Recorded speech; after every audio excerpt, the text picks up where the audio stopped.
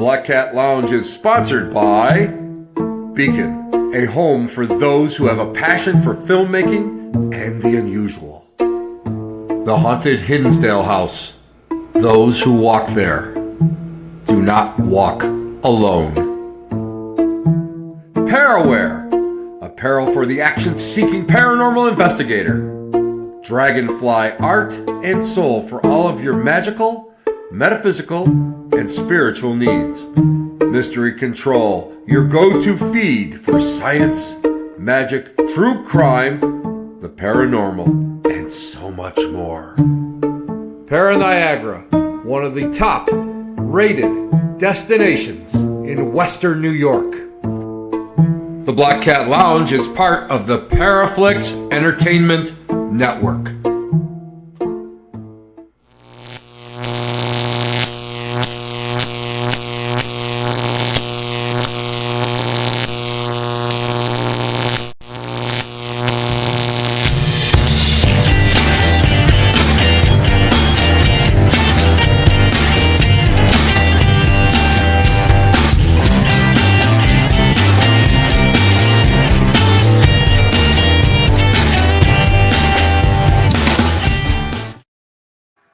Everybody, Tim Shaw here. Thank you so much for sharing your Tuesday night again with me.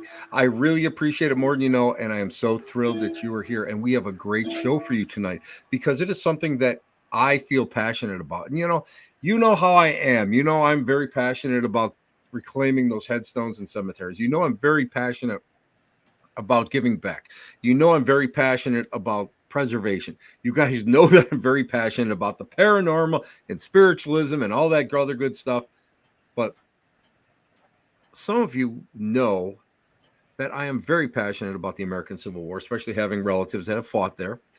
And tonight we're going to talk about one of, now I don't want to ever say I have a favorite battlefield, because battlefields, that's kind of tough to, to say about them because they're very bloody. They were very tragic. But a place that I love to visit, a place that I've studied for years, and for whatever reason, I have no idea why, I've always had an attraction to it. Deja vu, reincarnation, I don't know.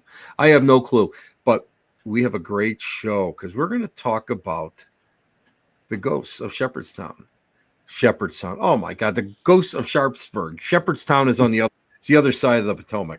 So anyway, listen, our guest tonight has had a almost lifelong interest in the American Civil War. His main focus were the profound effects of this conflict on the unfortunate non-combatants, which is, we're going to talk about that tonight because that is something that is very, very tragic in many cases. He's the founder of the Sharpsburg Tour Company, and which offers both, which I love the fact, historic tours as well as ghost tours, because my biggest problem that I have with some places is that they only offer the ghost tours. And the history to me has always been far more important than the spooky stuff. Spooky stuff just comes with the territory. But understanding and knowing what happened where, truly what happened where, and we'll talk about that in a couple of minutes, is very, very important to those of us who feel drawn to it. And again, this is something that I feel very, very drawn to. What has impressed me is he's constantly researching. I love that. He's finding new information out, and this is his passion. We're talking about passions, my passion and his passion. So it's great. So please welcome all you cats, kittens, and all you crazy people out there, the amazing Mr. Mark Brugh. Mark, thank you for being on the Black Cat Lounge tonight. Thank you so much. Hey, Tim, I'm so happy to be here. It's great to share these mutual points of view that we have. Well, it's so funny because I love this. I love the fact that your book, and wait a minute, let me bring up your book. I have a photograph of it. There we are. The Civil War Ghosts of Sharpsburg. Now, it's so funny. I can tell that you are a resident of Maryland because why? You call it Sharpsburg. Exactly. All us Yankees, we would call it Antietam after the creek, the water body. And it's so funny when we start talking you start talking across the Mason-Dixon line about different battles, and all of a sudden I have to stop and think and say, wait a minute, okay, where was that? Okay, So, you know what? Let me ask you this. And as a way of everybody introducing you to to the viewership, how did you get involved? Where was everybody knows that I've had relatives that fought in the American Civil War. How did you get so interested in this time period? Well, that is a fantastic question. I mean, from the time, that I was a little kid, I was very interested in the battle and what took place there. And, my family moved here from Pittsburgh a long time ago, 1965, and Mhm. I'm 7 years old, and I'm just like overcome with this interest in this Civil War battle. I, somehow was able to grasp this was something really important. But it wasn't until I was probably 22 or so, 24, and I read Stephen Sears' book, Landscape Turned Red. Yes. And that book just lit me up with an interest in the battle. And for a long time, I I focused on the military aspects of the battle, Mhm. uh, and that was as I was moving through the various chapters of the book and learning the characters that Sears was discussing. And then I came to a chapter called "The Spires of Sharpsburg," and Sears drove me literally nuts in this chapter because it was citing these eyewitness accounts. And of course, the book is heavily footnoted, but when you check the footnotes, they didn't have the names of the people that made these observations. And I wanted to know who they were, uh, which was in the early 80s, research was more difficult. The Yes, I can remember back that far. that were challenges. There were challenges, but I was lucky, Tim. I was working in Congress at the time for a United States senator, and I had access to the support of both the Library of Congress and the National Oh, Archives, wonderful. and I could Wonderful. exercise my my interests very freely. Uh, Yeah. and it took a long time, but I was able to identify who these people were. One by one, I knocked them Wow. out just from little clues that were in their narratives, Wow. which it turns out Sears was citing from a book called Battleground Adventures, but written by a Boston author named Clifton Johnson. And that was published around 1910, 1912. And Johnson's book, like Sears, did not name the people who made these observations. He gave them kind of coded names like the Maiden of Sharpsburg, the Canal Mhm. Boatman, the steward, the farmhand, and I had to search through census records using the clues that were dropped by Oh my, Clifton Johnson to the identities of those people, and ultimately I was able to identify all 7 of these accounts. amazing. Yeah, Amazing. that was Mark, my starting point. I thought that was your starting point. Dear Lord.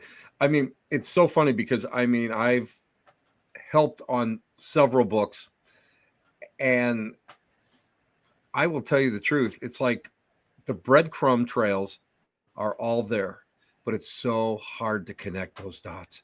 And it's Daggone right. patience. And so I give you so much credit for doing that.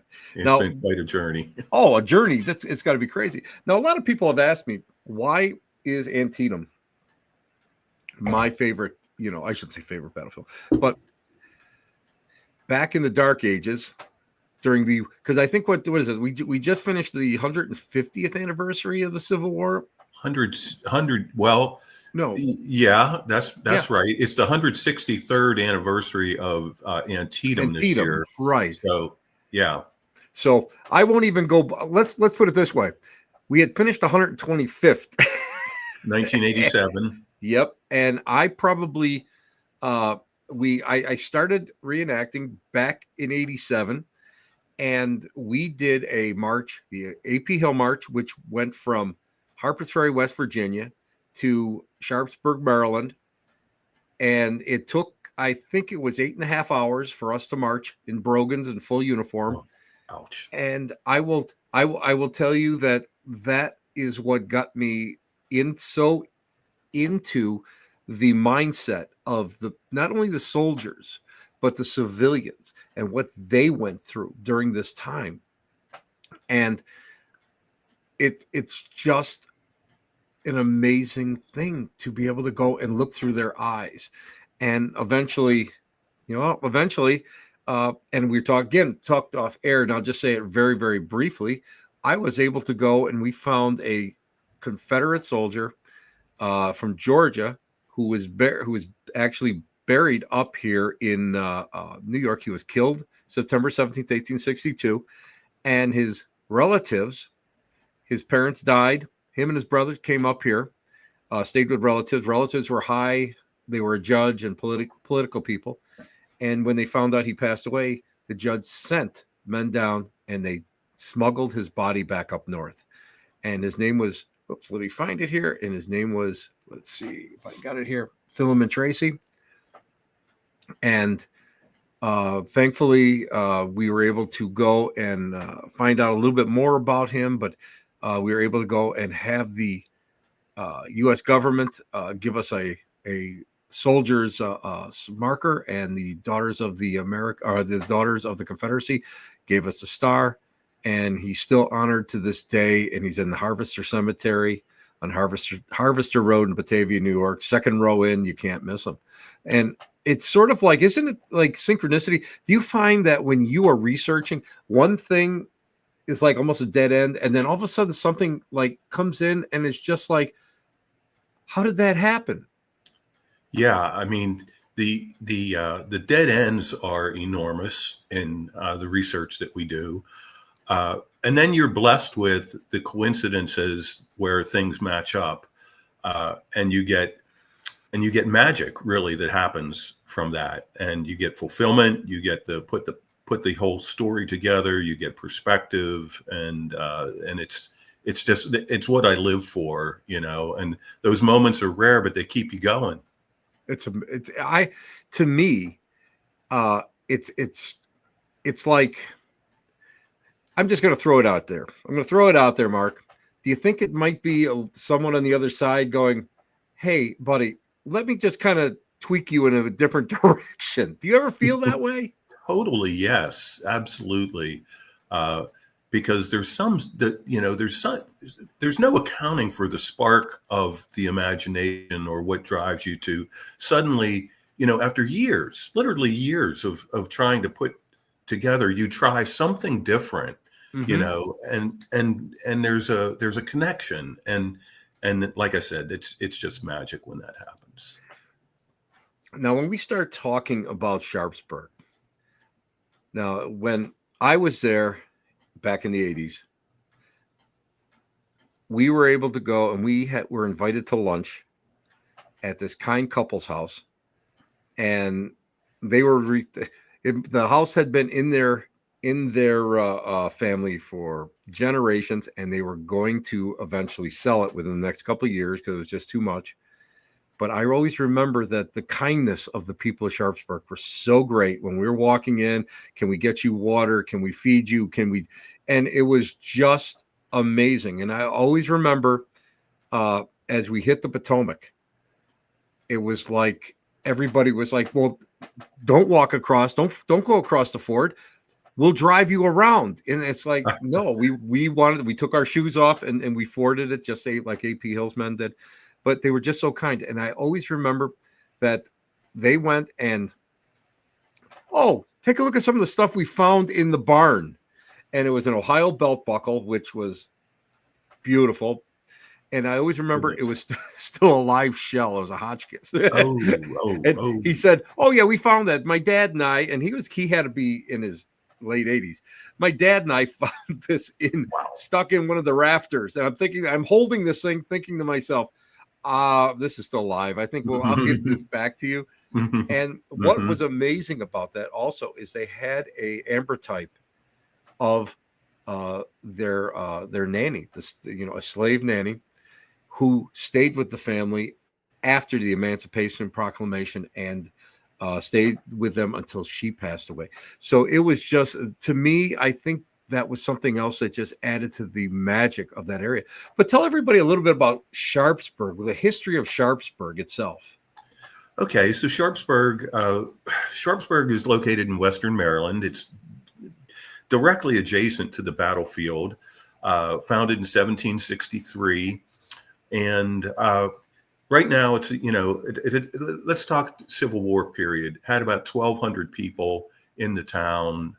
It's a small place. It's only maybe 4 blocks north to south and 6 blocks east to west. Mm-hmm. But of the 1,200 who were there, 800 flee, 400 stay, and it's those 400 that I try to find stories from. Although the 800 who left also have stories, because they came home September 18th, 19th, 20th, and I've built a timeline for them of their experience in real time, because Gardner was in the field. Alexander Gardner was there creating his photographs, and they're passing by these scenes, and I just try to imagine what that was like for them as they wandered home, and then they get home, and of course the dead and wounded are everywhere. They're in their houses. They are stuffed into haymows and outbuildings. And before anyone goes to bed that night, this has to be taken care of. The wounded who are living have to be taken care of, and the dead have to be put to rest. And that work was, of course, principally male. They organized themselves very nicely. There's a part of Sharpsburg that was used to bury about 70 Confederate soldiers that were found in the homes there September 19th. And those lots were owned by a town surgeon and a minister in town. All of this, one of the things that I do and spend a lot of time in, and I'd like to talk to you more about this Absolutely. with respect to Tracy, is I am in this survey of the locations of the field graves of the Confederate dead. And the principal reason for that is, of course, I want to know where the bodies were. I want to know whose yard or yards were taken up by these bodies. I want to know who did the work. And interestingly, and I'm going to drop a promotion here, I have a podcast about this called Antietam Anthologies, the Aaron Good Chronicles, which explains the mission of collecting the both Union and Confederate dead from the field, and this is now I'm going to mention one of those dead ends that I'm always at work at. Yeah. Aaron Good discovered the remains of a female Union soldier sometime around the middle of June 1865. Really? And I've been for years now endeavoring to try to identify her, which I haven't given up, but I think this is not going to happen in my lifetime, because never say never. Yeah. There's a diary someplace. You know it as well as I do. There's a letter or a diary in some little museum someplace. It's there. We know it's there. My nightmare, Tim, is that letter that you're talking about is in someone's attic, and when the owner of that property dies and passes that property to their children may or may not sift through it and understand the importance of it, and it very likely may end up in a place that it shouldn't end up, and that's in the trash. So these are kind of the things that I ruminate on. But that survey, Tim, that I want to mention to you is online. It's called the Bowie List, BOWIE, and it is the survey completed by Aaron Good of the locations of the graves of the Confederate dead that they did in 1867, 1868. And I'm wondering if Tracy's name is in there, because Aaron Good, after he completes this survey, starts receiving, even before that, he starts receiving inquiries from people around the country. They want to have bodies exhumed and shipped back to them. And many of those letters were from people in the North who didn't want to travel to Sharpsburg, or if they did, when they got here, they still needed assistance to find these bodies. And Aaron Good had gone out immediately after the battle and started collecting the locations and names of the soldiers buried in these field graves. He actually dug up the graves to identify those Wow. Union soldiers in September and October of 1862, and he retained those records, and the word got around. If you go to Sharpsburg, go see Aaron Good. He's the guy who has the information you need. And of course, there's two sides to this story. People did come to Sharpsburg. They did go to see Aaron Good, and he did help them, but he charged them for his services. And as I said, this is difficult because for a long time when I discovered that, I thought, oh, this is terrible. This is not a good thing to do. But Aaron Good was a farmhand. He did not have a jingle in his pocket Right. in his lifetime. And then I was at a kind of a remote National Park Service research facility, and I'd completed my day's work. And before I left, the research assistant came to me and said, you mentioned you're interested in this guy named Aaron Good. Would you like to see his letters? My jaw dropped. What are you talking about? They had a collection of letters that people sent to him requesting his assistance to exhume and ship bodies back to the North. And I've got a lot of projects, a lot of irons in the fire. That one is next. I really want to tear into that and build a story out of that. But you and I need to continue to communicate, because first step, we need to find out if Tracy's name is in the Bowie list, I called it. And second, do I have a letter in my possession that refers to Aaron Good's work with respect to Tracy?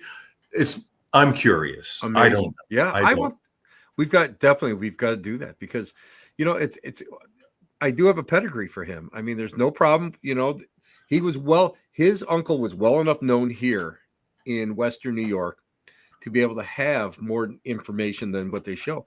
But my question has always been, how did his emissaries actually find his body? So as a Confederate, yes, we do know that they would have gone and buried an officer separately, and they would have tried to at least figure out who he was, where everybody else went into slit trenches. So, how did you know? So maybe he has a link to it. That would be another piece of the puzzle for us up here to figure out how they found him. We know why, we know what, and we know when he was reburied, reinterred, but we know all his other things, but we're not sure of how they found it. That would almost complete the puzzle. I got a power problem here. I have to fix it. It's only going to take me a second. No problem at all. Don't worry about it. Yeah, I did not plug in, so hang on. Don't worry about it, because I know what it's like. Now, Patrick here has written about, do you think additional archaeological research would help connect some of the dots? Absolutely. Back a few years ago, a few decades ago, I'll just say, two metal detector people, hunters, were out, and they were right off of the easement, the National Park easement by the sunken road. And they found the remains of, I forget how many, Union soldiers from the Irish Brigade. And the reason why they found them was the fact that they found buttons and they found kill bullets. And kill bullets are bullets that were still in the body. And they had, if you ever see a bullet, these lead bullets they're kind of, the way they hit bone, they have a distinctive look to them. And they were able to find them. And plus, on top of it, they were able to go and figure out that actually they had been basically exhumed, and a lot of the large bones had been taken, but they left a lot of the small ones, like ribs and all that. So I had gone and contacted the Smithsonian, Dr. Stephen Olmsley. I remember Olmsley was his last name, Douglas Olmsley, and he was the anthropologist that was in charge of the dig, and they excavated those graves. So yeah, I mean, there's still so much under the ground there, and there's still places that bodies may be still buried. Now, let me ask you this, Mark.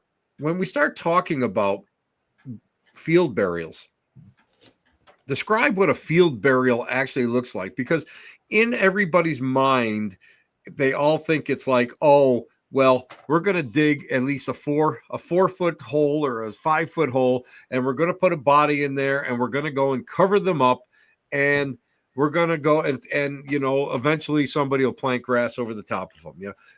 What were they really like?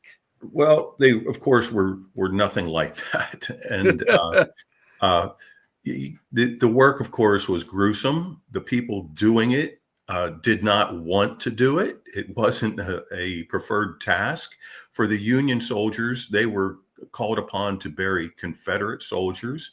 They didn't care for them, but more than anything, they wanted the work done. They wanted it to be over. So the Union soldiers immediately after the battle were furnished with shovels. Now, you and I would reject this shovel. Okay, the shovels that they used were made of wood. Yes. Yeah, they were short-handled shovels. Manure And shovels, basically, is what they were. Yeah, with a wooden blade, if you will. And if you've been to, and you have, but for anyone who hasn't been to Antietam, the ground is rocky. It is rough. You don't get very far with a shovel like that. So even if their intent was to dig a 4 foot deep hole, 6 feet long, no, it wasn't going to happen, right?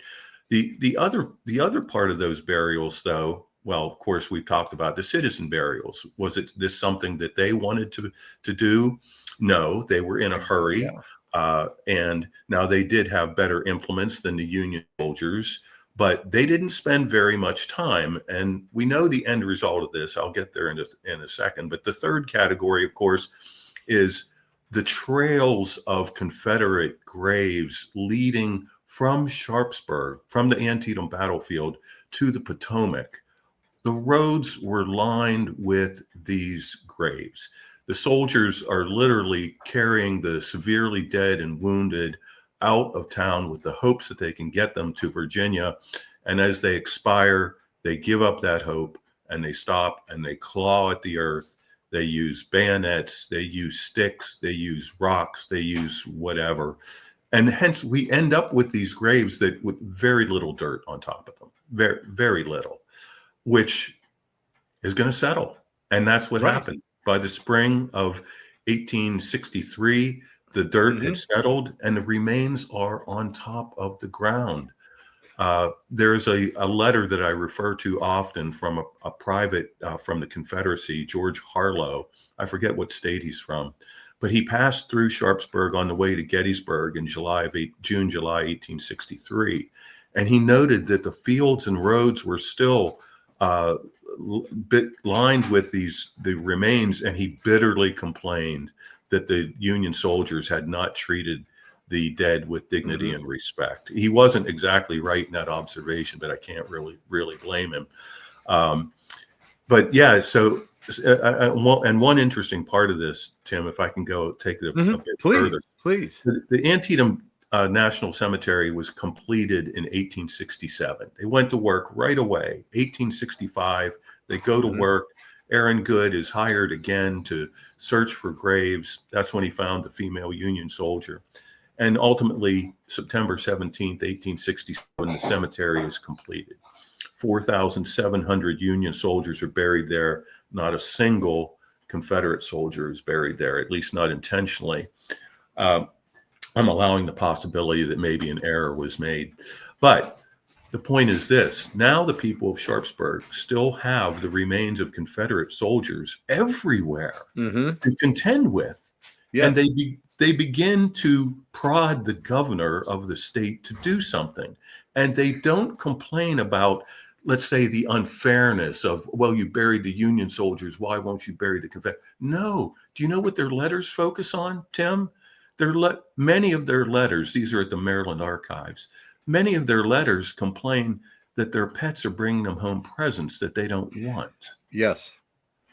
I mean, it's startling. And when, I pass by these places all the time, and I try to picture in my head what it was like for school children, for instance, to, pass by this lot where there's 70 remains, on top of the ground. And we have to think about the town itself. The town, people did not pen their cows, their pigs, their horses. You knew yours, I knew mine. Uh, and they were out there just wreaking havoc on Yes. these remains.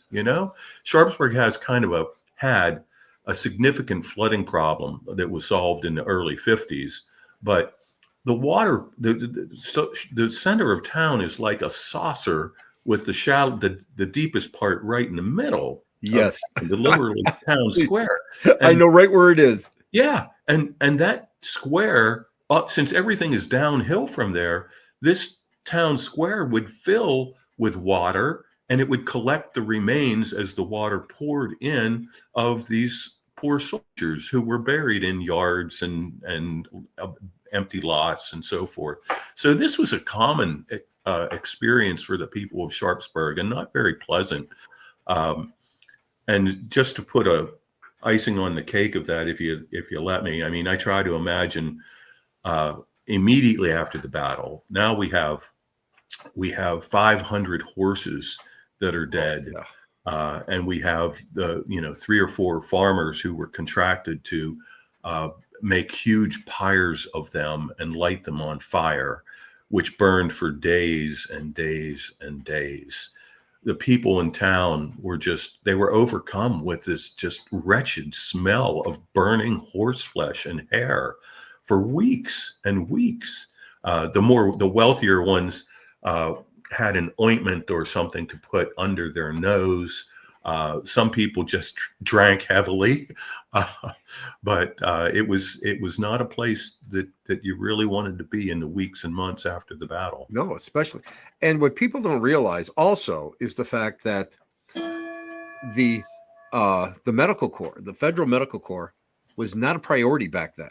So later on, like in 1863, we have the Battle of Gettysburg. You got Camp Letterman. You got all the ambulances. You got supplies coming up.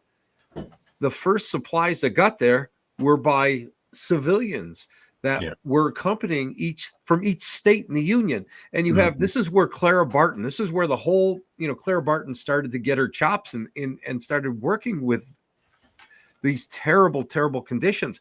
And hers were like the first candles that the surgeons were operating with. And she made gruel out of the packing from these instruments and supplies that were in barrels.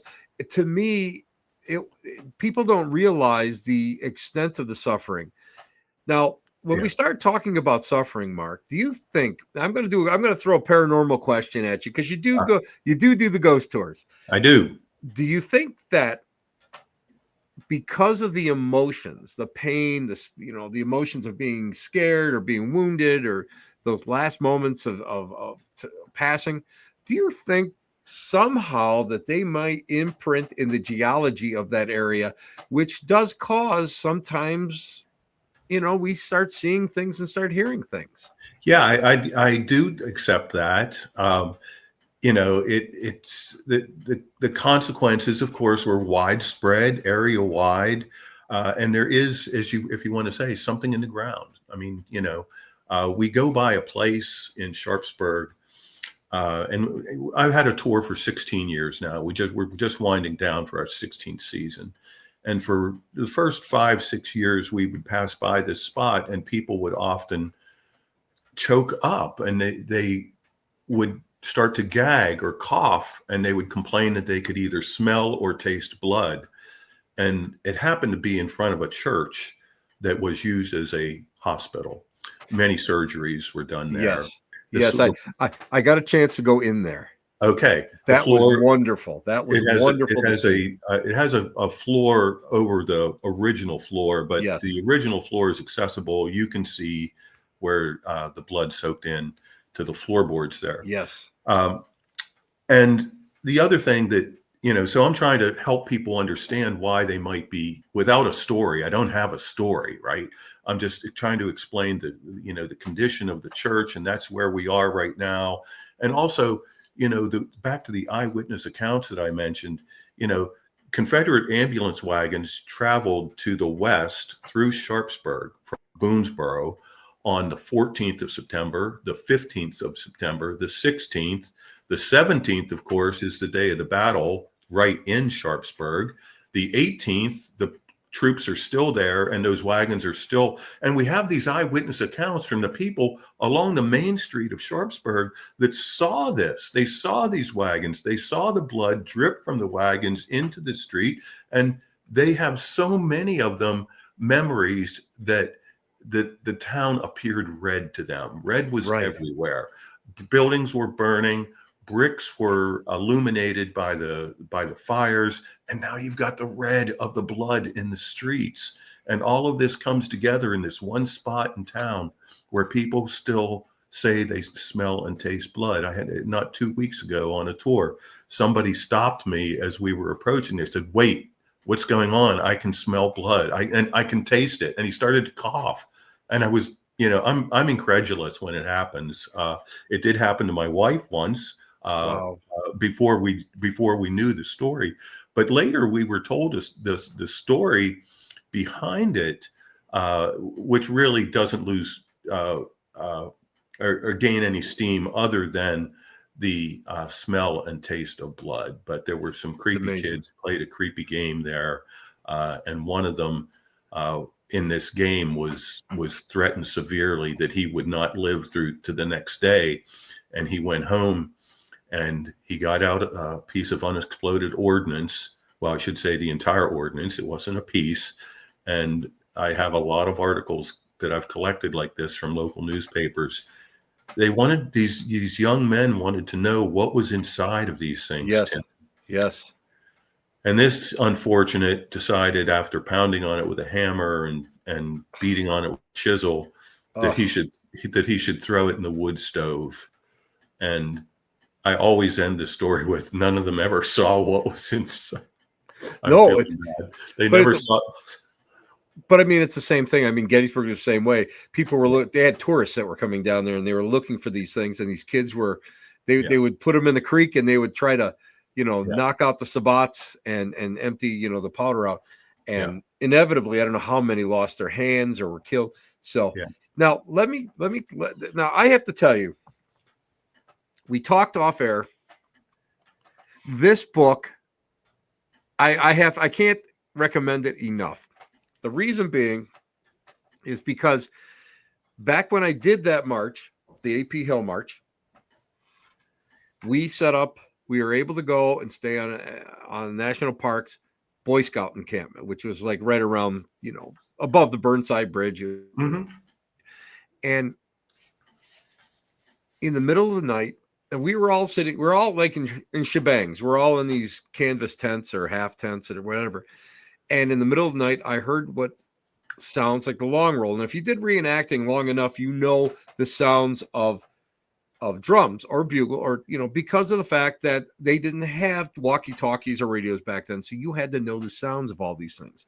So I knew what it was. And a Civil War drum is different. It has it's a calfskin drum head, but it's got a flat sound. And I'm hearing this and I'm thinking to myself, what, are the Rangers screwing with us or what, And the next day we went down to the center and one of the Rangers, I said to him, Ted, what gives? Where did this sound come from? Why, who'd you pay to go up there and play the drum, the long roll? He goes, "Oh, you must have heard the little lost drummer boy of Sharpsburg, right?" And I'm going, "Ted, tell the tourists that. Don't tell. I know you did something." But later on, when we were all going home, it ended up we all had heard it, but at different times of the night. So I'm, like your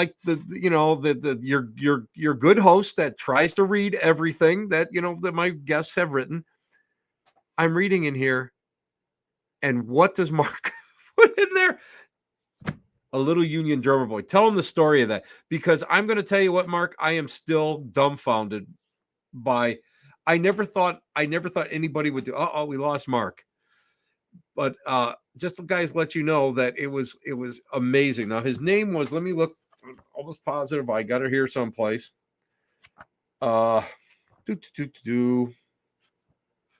Anyway, I can't think of his name, but Charlie, I think his first name was. And he's a little Union drummer boy. And in the 90s, what happened was that they started seeing him. They started hearing him and they started seeing him. And to me, that vindicates what I heard that night. And I can still remember it as fresh now as when I first went and experienced it. So Sharpsburg is an amazing place. If you guys ever get a chance to go down there, and Hagerstown is beautiful. But there's so many other things up there. I mean, when we start talking about the casualties, we start talking about the people coming back in. Every one of these houses that were left, these farmhouses that were isolated, they have to have something going on in them. Now, many years ago, I went and, hey, Mark, welcome back, brother. It's good to see you. Sorry, I tripped on and it pulled the plug. So sorry. I believe me. I know. Listen, I know it all too well. I know exactly what happens. But we were talking about something that happened. Another thing that happened to me down there. We were doing a reenactment, and the Major General McClellan, actually, his headquarters was at the Pry House. So we were supposed to be headquarters guard, and we were all camped outside this Pry House. And in the middle of the night, I kind of got up and I'm looking around, and I see what looks like a candle walking from one side window to another. And I thought, oh, the national parks must be putting somebody up in there, because they do that. People that are visiting, they come in. So I go the next day. We're back down over at the interpretive center, and I go, oh, so who'd you have in there last night? He's going, what are you talking about? He goes, you guys were the outside. He goes, we locked it up at the end of the day. And I'm going, come on. Oh my gosh. And he's like, yeah. So those are, and I've been to a lot of different battlefields. I have been on every single battlefield that my great-great-grandfather personally fought on. And I have only had 3 things that ever happened, and 2 of them were at Antietam. And so that's another reason why Antietam is so special to me. Now, let me ask you this: out of all the places at Antietam, I know you're like me. You're boots on the ground. I mean, we walk. We'll take a section, and we will just explore the section. We will go and we will have troop movement maps so that we can find landmarks and we can figure out what's going on. What's the one place in all of Antietam and Sharpsburg? We're going to include everything. What's the one place that really gives you the heebie-jeebies? And I'll tell you where mine is.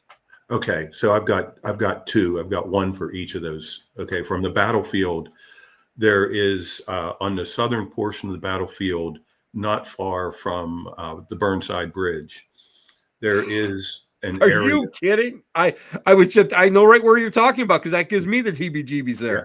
Well, there's a place called Otto Swale. Yes. And the John Otto farm, it's a very deep ravine. It probably a change in elevation of 25, 30 feet, and then a rise 25, 30 feet. And on the late afternoon and evening of September 17th, both sides were occupied. Now, they're only 50 yards apart from each other. So everybody is well concealed as well as they can be. And they're just sniping at each other. And you know what else worse than that? This always touches me deeply. They're sniping at the wounded in the pit that are trying to make their way out. And I get very emotional and also very connected when I sit on the low stone wall overlooking Otto Swale. And imagination's a powerful thing. I'm not sure if I'm hearing or seeing the things that I'm imagining, but I'm always overcome there. And the other spot is in Sharpsburg itself. It's a small town. It was founded around a spring. The water source is still there. It's called the Big Spring. It's right off the town square. And this place has so much eeriness to it. It has its own feeling of being there. And it is a place where people often encounter these 3 children who are in Civil War period attire. For a long time, the rumors were that, well, they're kids of reenactors, but the story that was shared with me from 1987 is an encounter that a woman of the town had with these three kids, and that led to us being able to determine from the clues that she picked up from her encounter, where she actually tried to speak to them, to bring identities to these three. And guess what? Each one of them lived in Sharpsburg at the time of the battle. They were 22 to 27 years old. And they still have a presence in Sharpsburg, particularly in this alley near the big spring. And like I said, people's cameras that are fully charged go dead, kind of like my computer just did. And people will end up with pictures that are either fully blank, clear white, or they're totally black, in a series or a sequence, boom, boom, boom. And there's this one in the middle, with nothing in it. Tim, I do not ever try to pretend that I know what an orb is, at least in the sense of something ghostly or spectral. But there's plenty of orbs in this remote place. We're not near a roadway. We're not having vehicles kick up dust. This is a quiet, untraveled part of Sharpsburg, and these orbs seem to move in a particular direction. They seem to be moving to the west almost always. Wow. Now let me ask you. There's another place that we were talking about. What is the Ghostly Confederate Passageway? Well, that's our first tour that we started 16 seasons ago. It's now been broken into two, and the Children's Alleyway is part two of that. But that tour really focuses on the movement of let's say apparitional sightings of Confederate soldiers. They're moving to the west. Which is the direction that Right. Robert E. Lee took his men Right. on the night of September 18th over morning to the 19th. And it focuses on, as I referred to earlier, the locations of where the Confederate dead were buried along those roadways. There are three principal roadways out of Sharpsburg that lead to the Potomac River. All of them were used. You can imagine having reenacted. You can imagine the backups that occur when you're trying to move that many people, at a pace, to achieve a river crossing of all things. So, so all of that came together, and that was the very first tour. And Tim, when we started, that tour was 3 hours long, and it cost $6. And a couple years after doing it, I thought, this would be better for me if this were only 90 minutes. So, well, if I listen, I'm going to just tell you right now, I'm almost positive that in 2026, I might be persuaded to come on down to visit you. I'm just going to. I hope you do. I really hope you do. Hey, I've got one thing that I need to ask you, and whether you know or not, it's a local thing, or I shouldn't say a local thing. It's a lore. It's the haunting of Wise's Well. Yes. South Mountain. Yes. Now, I think there's people are looking for it or something. I always thought that they knew where it was, and then they tell everybody about that, because this is something that really people don't understand. Okay. Without stepping on anyone's toes very hard, it sounds like you saw what I saw maybe a week or two ago. There was some production company was coming, right? And look, we're all engaged with social media. We know what a teaser is. Well, the teaser about we're finally going to find Wise's Well is misleading. It just is. The location is very well known. That's what I thought. It's been known for a long time. It's been explored already with ground penetrating radar. But the stories are true. What actually happened, and can be documented very easily. And I'm going to tell you how. So Wise was asked after the Battle of South Mountain if his an abandoned well could be used to bury Confederate dead, and he was asked by whatever the burial detail unit was. And Wise was kind of a shady kind of guy, but he said, "Go ahead," and he said, "I want $1 a piece to bury them there." Well, the number came back of 52 that were Confederate soldiers were put into this well. Well, I've already told you something kind of, where we could verify this or not.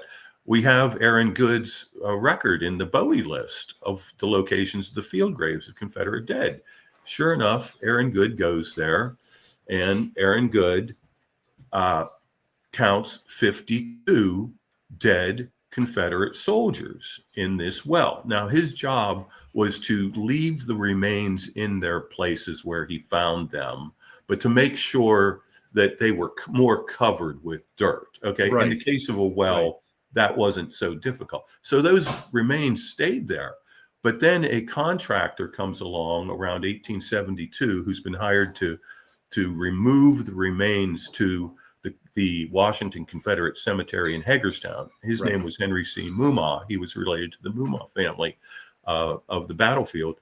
Well, he goes to work collecting these remains, and when he gets to Wise as well, he pulls out 42 bodies. Okay. Now, I try to picture this in my head, and I think the only way to reliably count bodies is by skulls. Skulls, correct. You're right. Right. And I don't know, I've never read about it, but now he's faced with when Henry C. Mumma gets there, there's 42 that are left. Could 10 have been removed before that? Sure. I'm not sure what kind of wagon Henry C. Mumma had, but he had to cart those from South Mountain back to Hagerstown over bumpy roads. Did he lose some along the way? I don't know. There could be. I have no idea. It depends. If it was an ox cart, things fly off ox. I can tell you that right now. I can, from personal experience. You'll lose bone all over the place if you don't have them contained in some way. Yeah. But it's so funny because the legends that the fireside legends were always that. Well, there was a ghost that would be bothering whoever lived close by, and finally they went and they opened up the well, and what it was a soldier was lying face down, and they turned him over to be faced up, and then resealed the well, and then there was no more haunting. So I mean, the one thing that I can say, and this is why I love legends so much, is the fact that the legends are so beautiful and they're so great and they all tie together. And when you start peeling them, they're like an onion, and you start peeling them back, and then you find that little spark of truth that's in the middle. And to me, that is what makes it all worthwhile, to find out what the truth is. So that is great. Mark, we're running out of time already. Listen, tell everybody how they can go and they can find out about your tours. Oh, and let everybody know about the next book that you're writing and where they can buy. Okay, great. My favorite. This is now my favorite battlefield book. And listen, I know Mark Nesbitt. No, he's not going to be happy when I say that, but from Gettysburg. But I love this book. I read this book in one sitting. I absolutely loved it. Fantastic. Okay, so we have there's our website address for booking tours. We run scheduled tours mostly from May through November, but we're available 24/7 all year round. We do private tours at your request. The older I get, though, I've instituted something new. It has to be over 40 degrees. That's my only condition. Yes, I agree. But we're available year round to do tours, and we're looking forward to season 17. We often have a springtime tour, March around St. Patrick's Day. We call it the Irish Brigade Tour. Lots of stories about Irish soldiers and people of Sharpsburg in that one. The book is available. It's available any place you can find in local books. Well, I should say what that applies to my area. Okay, if you're in the Hagerstown area, when you go into a bookstore, there's always a rack of local history. Those are principally published by the History Press of Charleston, South Carolina. They are our publisher. Outside the area, of course, you can go to any of the nationwide booksellers, and I'm not going to recommend any of them except to say that there's one of them whose name begins with an A that really puts the screws on royalties to authors. So, wait a minute, as an author, yes. yeah, Yes, yeah, I understand. yeah, When all of a yeah, sudden you get 19 cents on a book, I understand well. yeah, yeah. And then the big news you referred to, next August, I will have the second volume come out Fantastic. on just exclusively stories from Antietam Battlefield. Again, I've been collecting them a long, long time. Finally putting this together. I am at the very end of the process right now. It is a virtual certainty that by next August, this book will be out there and available. And in the way the series works with the History Press, will probably be called Ghosts of Antietam Battlefield. So probably cost around $20, something like that. We've worked. I co-authored a book with History Press many years ago. So yes, I know how they work. Mm-hmm. But they're great. I have no problem with them at all compared to some of the other authors. They're lovely to work with, I tell you, and the support that that I've had has just been terrific. It's So great. I Now, can't say enough. one last question that comes up all the time. One last question. Actually, two. No, I'm just going to go with one last question. Mark, and I only ask this for people I really like or I respect. So guess what? Unfortunately, you just fell into both categories. Damn it. I hate when that happens. It's sort of like being in the service. You're perfect for this. Anyway, Mark, end of it all, right? You're looking at your tombstone. What epitaph would you like written and carved into the stone of your tombstone? That's a hard question. Well, I have an answer, and Awesome. and it's only because I just watched a great TV show called The Lowdown. So and Ethan Hawke plays a character in there who's an investigative reporter, Yes. and people say, "What is it that you do?" And he says, "I'm a truth historian." Truth historian. Love Brand it. new word. So yeah, that's kind of, I mean, I'm on top of a lot of different things in history with respect to Sharpsburg that are a little bit off, a little bit. We have something called a slave auction block in Sharpsburg that was never used to sell commercially, to auction off slaves like you would see in Roots or anything like that. There may have been one occasion where a man's property, enslaved people, was sold at or near this stone. That's it. But this stone has a brass plaque on it that says it's been used as a slave auction block for 150 years, and everybody knows it. And and it never refers to the fact that it was actually just a carriage step. That's what it was. I figured that's what that was, That's Mark. what it was. I figured. I know, it's so funny because you're right. Sharpsburg is small. And, you go down, go in one direction, you head down to the canal, you hit the Potomac, you head the other connection, you're heading up to Shepherdstown. And it's just, but still, it's just an amazing place. But the stories that you found, I love every single one of them, because I am one of those people that just lives and breathes the stories of the past. Mark, thank you for being on. Just hold on, stay online so I can thank you off air properly. But this has been, I'm going to tell you what, when I first was aware, when you were suggested to me for this book, for this interview, Antietam, I loved it. And after I read it, it was so amazing because of all the small nuances, all the small things now that I have learned from what you've written, what you've collected. You've actually added to my knowledge. And to me, there's so much more than just the battlefield. There's so much more than the cornfield and, and everything. There's just so Dunker Church. There's just so much more to it. And by adding all of your non-combatants into these stories, to me, it rounds out, it gives more of a personal, human effect to it. It really creates a perfect scene, and that's what I love about it. So Thank you, Tim. stay on the line, brother. I really love it. This has been one of my favorite interviews. Thank you so much. I'll be right back. Guys, you can tell that I am a buff. I have a passion about the American Civil War.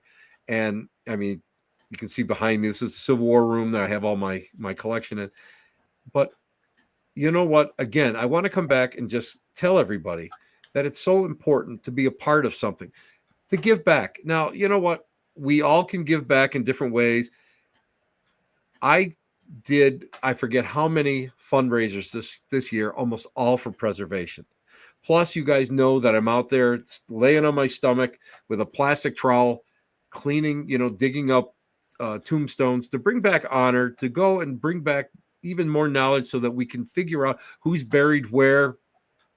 Sometimes we come up with names that aren't in our records at the Concordia Cemetery. But what we need to do, what everybody needs to do, is just take the time to get out there and be a part of something bigger than just our own scope of interest, just in our own lives, the atmosphere that surrounds us.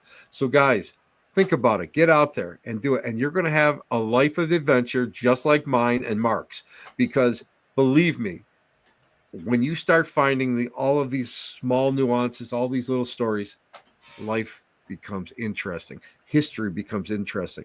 Now you're in touch with the past. So guys, thank you so much. This is Tim Shaw. You've been listening to the Black Cat Lounge here, where the elite meet next to the dumpster transfer station. What else can I tell you? Take care. We'll see you next week, Tuesday. All the best. Ciao, babies. Bye-bye.